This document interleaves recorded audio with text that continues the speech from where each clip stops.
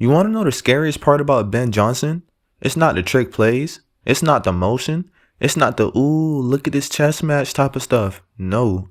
It's the fact that he walked into Chicago, a franchise where quarterbacks go to die, and suddenly the Bears look like they have structure, like they have answers, like they have a plan. And if you're wondering if this is just a Caleb Williams glow up, nah, this is bigger than that. Because Ben Johnson already ran this experiment in Detroit, and the moment he left, you could see every single thing that he used to cover up with his schemes. So today we're breaking down 1.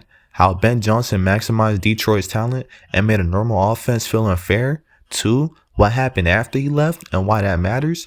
3. And most importantly, what he's doing right now as the Bears head coach. How he's pulling the best version out of Caleb Williams from hiding, and why the rest of the NFC might have a real problem on their hands. Let's talk ball. Ben Johnson isn't just an offensive mind. That phrase gets thrown around like seasoning. Ben Johnson is an advantage creator. Well, that's what I like to call him. His whole identity is, how do I make your defense wrong before the ball is even snapped? And he does it with 3 things. Number 1 is stress. He forces your defense to defend the entire width of the field. He makes linebackers choose between fit the run or carry the crosser. He creates plays where you're right and you still end up giving up 12 yards. Number 2, sequencing. A Ben Johnson offense is never just one play. It's 3 plays stacked on top of each other. He'll show you the same look, same motion, same formation, and by the time you finally solve it, he hits you with the counter. Number 3, the quarterback gets to play fast, not reckless, not hero ball, fast as in the picture is cleaner. And when the quarterback's picture is cleaner, the whole team looks smarter. That's the foundation. Now let's get back to the Detroit Lions. Detroit under Ben Johnson wasn't just good, it was efficient in a way that travels week to week. And here's what matters. He didn't do it with some galaxy brain, only works with a top 3 QB thing. He did it by turning Detroit into a machine where runs look like passes, passes look like runs, and every defender was always constantly a half second late. And when people say he maximized Detroit's talent, they mean this. He built an offense where every player's best trait mattered. Not be great at everything, just be great at your own thing and it will weaponize you. That's why Detroit could create production from tempo shifts, play actions, layered route concepts, and brutal red zone designs, not because they was always more talented, but because Ben Johnson made the game easier for the talent they already had. Now here's the part people don't like talking about. When an OC leaves, fans pretend the offense should still stay the same because the roster is good. And I'm sorry to tell you, that's just not how the league works. Detroit's offense without Ben Johnson didn't just feel different, you can literally chart it. CBS broke down the Lions offense by play caller. With Ben Johnson in 2024, 6.2 yards per play, 0.15 EPA per play, 13.5% explosive play rate, 52.8% success rate. Under John Moore in early 2025, it drops to 5.8 yards per play, 0.08 EPA per play, and explosive percentage falls too. When Dan Campbell took play calling back later, some things bounced, but the whole season still screams they never fully replaced what Ben Johnson was.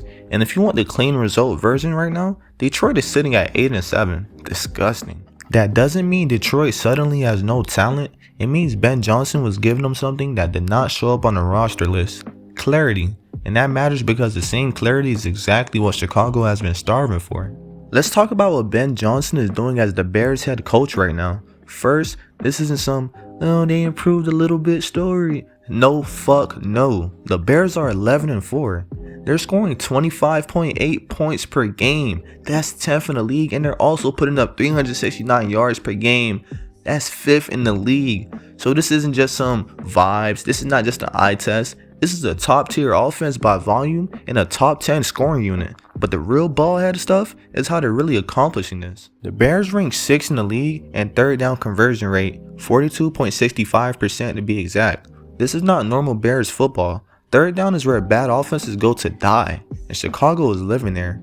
They're middle of the pack in red zone TD rate, but for basic translation, this offense still has meat on the bone. If you're already top 10 in scoring while being average in red zone TD percentage, you're not capped out by any means. You're still evolving. Now let's zero in on what everybody clicked for.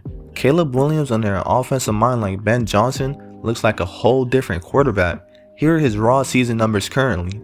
3,400 passing yards, 23 passing touchdowns, and 6 interceptions on the year.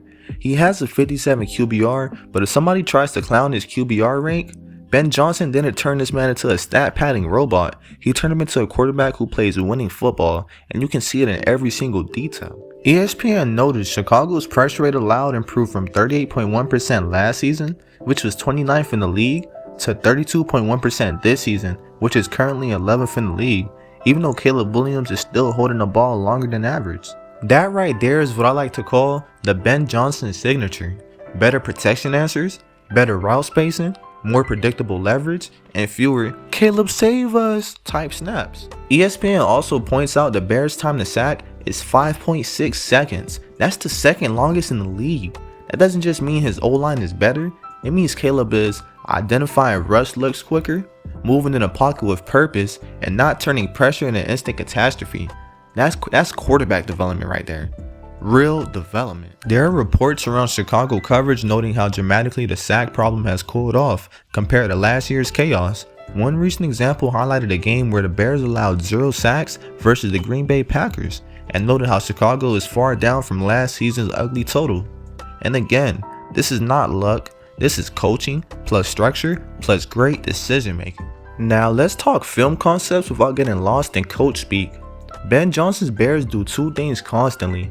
A, they motion to reveal the defense. Motion isn't decoration, motion is a lie detector. If you move a receiver, you watch who travels. If a DB follows him, that's likely man coverage. If nobody follows, that's a zone indicator. If the defense bumps and spins, now you know the rotation. Now Caleb isn't guessing after the snaps, he's confirming. B, run game that makes the pass game easier. There was a midseason breakdown noting the Bears' run game flowing off motion looks and leaning into play action to generate explosive throws. That's the Ben Johnson blueprint from Detroit brought to Chicago. Make linebackers step up, pull safeties down, then throw behind them into space. So when Caleb hits a simple crosser for 18, people think it's just a completion. No, Ben Johnson created that completion 2 plays ago when he forced the defense to fear the run out of the same exact look. Detroit was the proof of concept. Chicago is the upgraded version. Because Ben Johnson already showed he can build an elite unit when the quarterback isn't Mahomes tier, the roster isn't perfect, and defenses have an entire offseason to study him. And when he left Detroit, the dip told you something important. Ben Johnson isn't just calling plays, he's building a system that make the plays work. Now he's the head coach, so the system isn't fragile, it's the whole identity. Chicago's offense being top 5 in yards, top 10 in points, top 6 on third downs, while only being mid in red zone TD rate, means their ceiling isn't even fully touched yet. If they tie in red zone efficiency by even a few percentage points, you're not talking about a nice story anymore. You're talking about a team that can walk in January and put real stress on contenders. Now, I'm not here to sell a fairy tale. Two things still matter. One, consistency versus elite defenses. Good defense will force you in a long yardage. That's where your quarterback's processing has to be perfect. 2, the Bears defense is still giving up points. They're allowing 23.6 points per game. That is 19th in the league. Oh my god. So the offense has to keep carrying some of that weight. But once again, if your problem is only our quarterback is improving, our offense is top tier, and our defense is average, then bro, that's a problem most franchises would kill to have. So when you watch Ben Johnson on the sideline, don't just see a play designer. See the guy who took Detroit's talent and extracted every ounce from it. And the moment he left, the numbers exposed how much he was holding together. Now he's in Chicago, and Caleb Williams isn't playing backyard football anymore. He's playing in structure, he's playing with answers, he's playing like the league is finally slowing down for him. And if you're the rest of the NFC, you better hope this is the best the Bears can be. Because the scariest part is, this might be the worst version of Ben Johnson's Bears offense you'll see for the next few years. And that's when Chicago becomes dangerous. What's going on, my family? This is Jujuverse. If you guys fuck with the content and you love the debates and takes, just hit the subscribe button, hit the like button, and just leave some ideas in the comments. I will be coming out with more content. Just give me some time to get everything set up. But as for the newfound support, I appreciate all of you guys. Thank you.